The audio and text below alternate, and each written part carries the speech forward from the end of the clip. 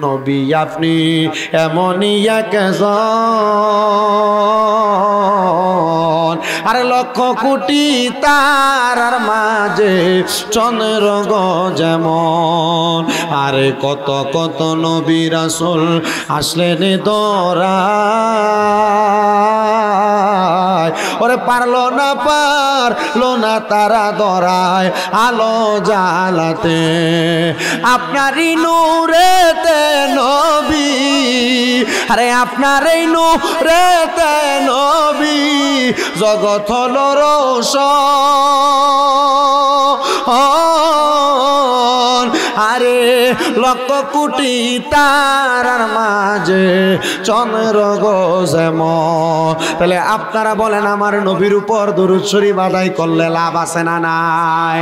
আমার নবী একটা ডাক দিয়ে কয়, উম্মত, যেই ব্যক্তি দুনিয়ার জমিনের মধ্যে আমি নবীর প্রতি যত বেশি দুরূদ শরীফ আদায় করবে, জান্নাতের মধ্যে ওই ব্যক্তি আমি নবীর তত কাছাকাছি থাকবে।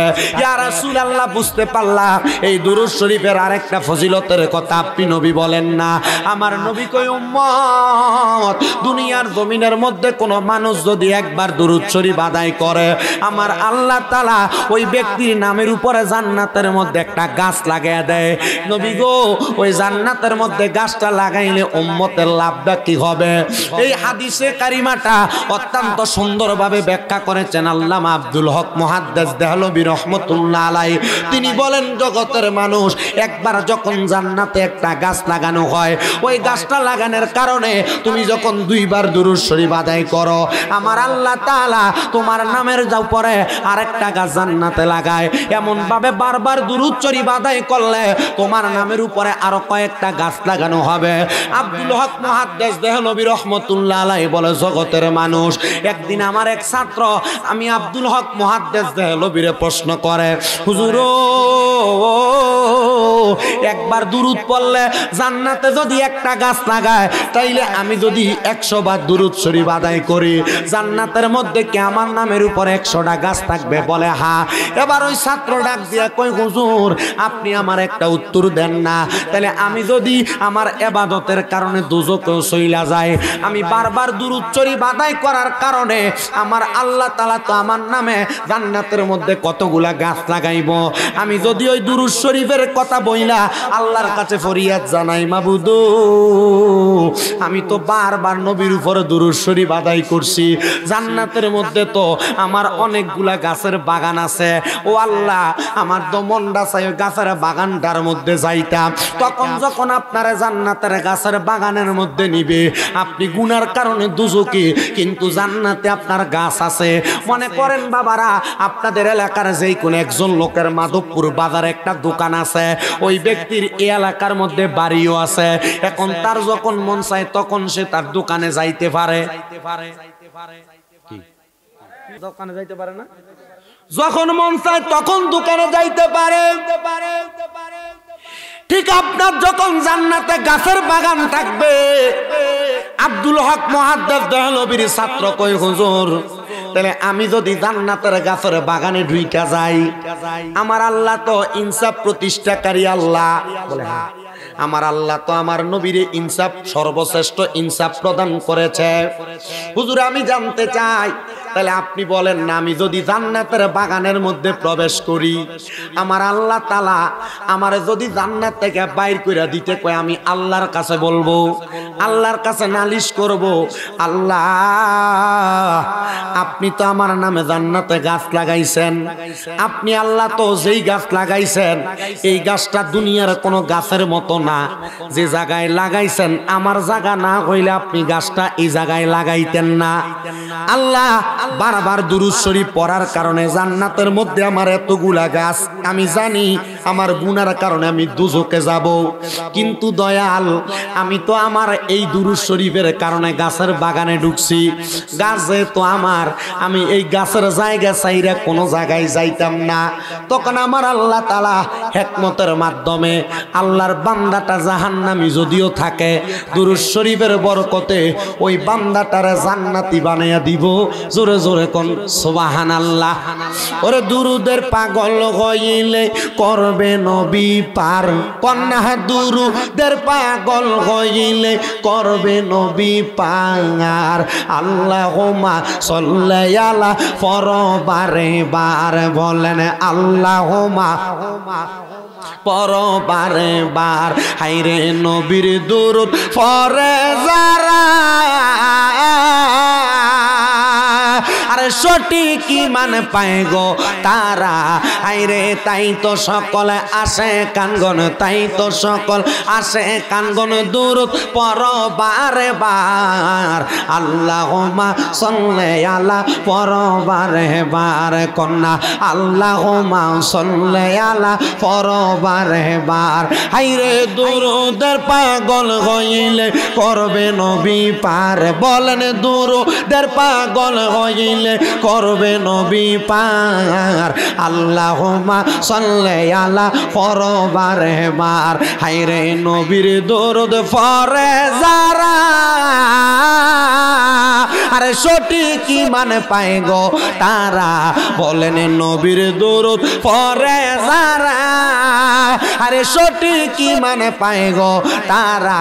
হায়রে অহরহ দরুদ দরুদ, অহরহ পর দরুদ যতই আসে কান। আল্লাহুম্মা সাল্লি আলা পরবারে বার, বলেন আল্লাহুম্মা সাল্লি আলা পরবারে বার। একটা জবান বন্ধ রাখবেন না, জবানটা ছাইরা দিয়া উচ্চ কণ্ঠে জোরে জোরে কোন ইয়া রাসূলুল্লাহ। বাজানো ও আমার মঙ্গলপুর এলাকার ভাই বাবারা, পর্দার অন্তরালের আমার মা বোনেরা গো, দুরূদ শরীফের আরো একটা ফজিলতের কথা আপনাদের কাছে বলি। দামেস্ক নামক এলাকা, যে এলাকার মধ্যে আল্লাহ তাআলার একজন বান্দা ছিলেন ইয়াসির ইয়ামিনা, উনি বলেন আমি জগতের মধ্যে থাইকা থাইকা আমার পেয়ারা হাবিব মুহাম্মাদুর রাসূলুল্লাহর উপরে দুরূদ শরীফ আদায় করি, কিন্তু যখন দুরূদ শরীফ আদায় করি এলাকার মানুষ আমারে পাগল বইলা বইলা খেদায়া দেয়, মানুষ আমার জায়গা দেয় না।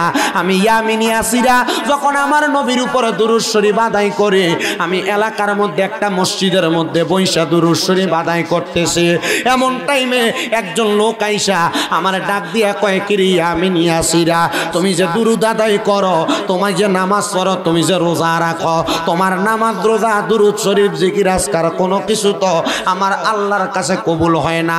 আচ্ছা বাবা, আপনি টানায় 1 মাস নামাজ পড়তেছেন, এমন টাইমে যদি মসজিদেও নামাজ পড়েন, ঘরেও নামাজ পড়েন, হঠাৎ করে গায়েবীভাবে একটা আওয়াজ পান, আমি এত নামাজ পড়ি আমার নামাজ দাদি কবুল হয় না, মাথা ঠিক থাকবো? বুঝছেন না মনে হয়? সবাই যদি বুঝতেন তাহলে না এর আওয়াজটা জোরে পাইতাম। মনে করেন আপনি টানা 1 মাস নামাজ পড়ছেন, 5 ওয়াক্ত, 1 মাস তো পড়ছেন, ফজরের পরে ইশরাক পড়ছেন, দুহার চাষতের নামাজ পড়ছেন, মাগরিবের পর আওয়াবিন পড়ছেন, রাত্রবেলা তাহাজ্জুদের নামাজ পড়ছেন। এখন কেউ যদি হঠাৎ করে আপনি নামাজ পড়তেছেন 1 মাস পরে দিয়া গায়েবীভাবে কামা দিয়ে, এ বেটা নামাজ পড়ো, তোমার নামাজ তো কবুল হয় না, আপনার মাথা ঠিক থাকবো? কথা এটা বুঝাইতেছি।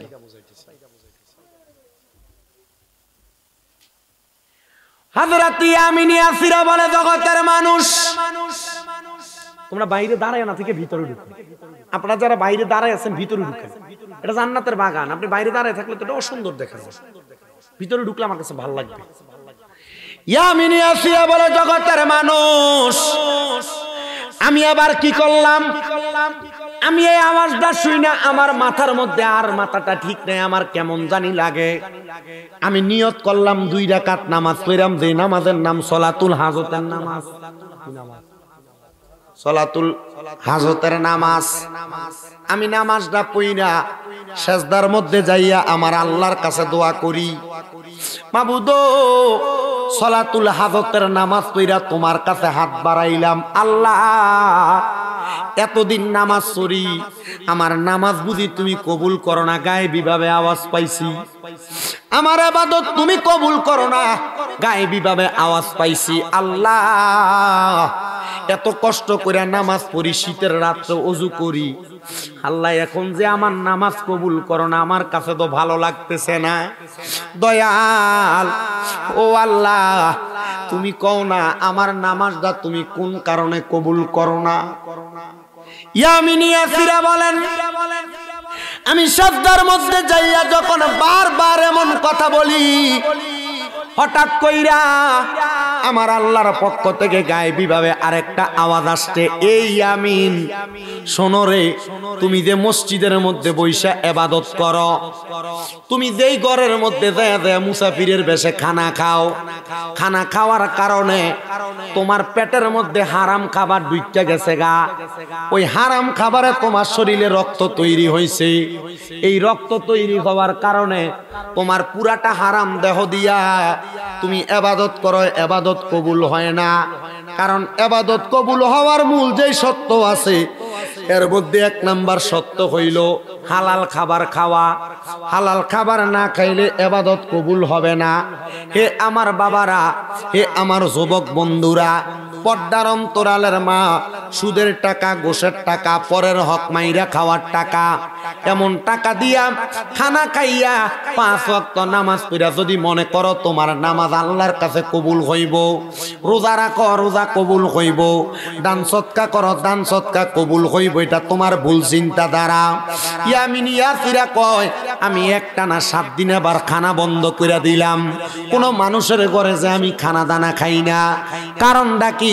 কারণ আমার ইবাদত আল্লাহর কাছে কবুল হয় না। ইবাদত যে কবুল হয় না, আমার কাছে বড় খারাপ লাগতেছে।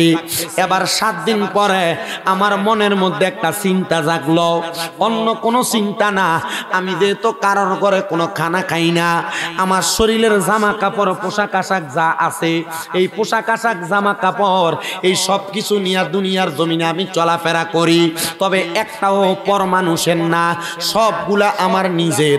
আমি আবার চিন্তা করলাম, খাবারের মতো আমার কাছে কোনো টাকা নাই, আমার কাছে কোনো সম্পদ নাই, আমি যে চলতেছি আমার কাছে মাত্র একটা পুঁজি আছে, এটা হলো নামাজের মুসল্লা। কি আপনার নামাজের মুসল্লা কোন জানামাজ কোন? আমার একটা পুঁজি আছে, এটা হলো নামাজের মুসলাম। আমি চিন্তা করলাম কোন খানা যেহেতু নাই, আমি এই নামাজের মুসল্লাটা আমার সাথে নিয়া চলতে লাগলাম। 7 দিন আমার পেটে কোনো খানা নাই, পানি দিয়ে আমি ইফতার করি, পানি দিয়ে আমি সাহারি করি। এবার আমি 7 দিন পরে লক্ষ্য করে দেখলাম পানি দিয়ে মানুষের এখান থেকে খাই, যদি এই কলটা সেই ব্যক্তি হারাম টাকা দিয়ে বসায়, তাইলে এই পানিটাও তো আমার জন্য হারাম হইয়া যাইব। উনি এই তাকওয়া অর্জন কইরা ডাক দিয়া কয়, জগতের মানুষ, এবার আমি কারোর বাড়ির 1 ফোঁটা পানিও আমার মুখে দেই না। আমি কি করলাম জানো? আমি আমার নামাজের মুসল্লাটা নিয়া আল্লাহর কাছে দোয়া করলাম, মাবুদ তুমি আসমানে থেকে বৃষ্টি দান করো, যে বৃষ্টির পানি তুমি দাও, এটাতে কোনো হারাম নাই, এটা রহমতের পানি। জোরে কোন সুবহানাল্লাহ। আমার আল্লাহর কাছে আমি ডাক দিয়া কইলাম, আল্লাহ তুমি পানি প্রদান করো, বৃষ্টির পানি। আমি আমার নামাজের মুসল্লাটা এই দোয়া করার সাথে সাথে দেখলাম বৃষ্টি হইতেছে, নামাজের মুসল্লাটা বিছিয়ে দিলাম, বৃষ্টির পানিগুলা নামাজের মুসল্লার ভিতরে আটকা পড়া গেছে। বৃষ্টির পানির মধ্যে যখন আটকা পড়া গেছে, আটকা পড়ার সাথে সাথে আমি এই বৃষ্টির পানি দিয়া 1 সপ্তাহ খাবার খাইছি, বৃষ্টির পানি দিয়া আমি আমার আহরণ করে যোগাইছি, কিন্তু 1 সপ্তাহ পরে আমার খাবার আর কোনো পানি নাই। আমি চিন্তা করলাম, যারা মুমিন বান্দা তাদের তো খাবার বলতে জিকির আজকার, তাদের তো খাবার বলতে নবীর দুরূদ। আমি যেহেতু পেটের ক্ষুধায় থাকতে পারি না, বৃষ্টির পানিও আমার কাছে নাই, আমি এবার আমার নবীর উপরে দুরূদ পড়া শুরু করলাম। আমি দুরূদ পড়তে পড়তে আমার ঘরের মধ্যে ঘুমায়া গেলাম। ঘুমানোর পরে হঠাৎ হঠাৎ করে আমি দেখলাম আমার ঘরের মধ্যে নূরের আলো একটা ফক ফক করে জ্বলতাছে। আমি নূরের আলোটা দেইখা চোখটা খুলতে পারতেছিলাম না। এমন টাইমে কে জানি একজন আমার মাথাটার মধ্যে হাতটা বলিয়া দিতেছে।